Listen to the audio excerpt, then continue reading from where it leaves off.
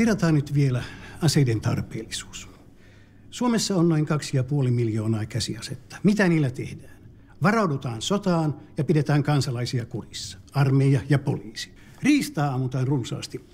Tänäkin vuonna 450 000 sorsaa, 270 000 jänistä, 50 000 hirveä, 50 000 kettua, 130 000 supikoiraa, 9 000 mäyrää ja paljon muuta.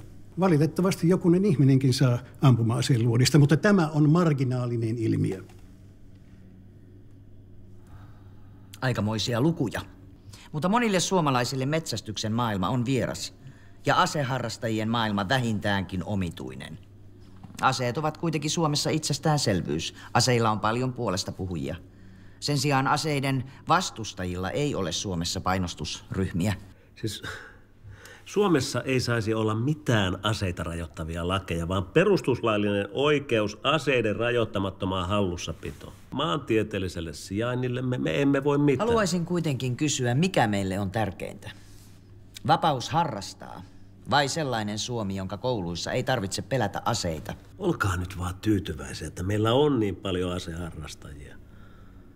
Ainakin jos jotain sattuisi, niin heistä on meille apua. Sitä ei ole sivareista ja muista pimpelipompeleista.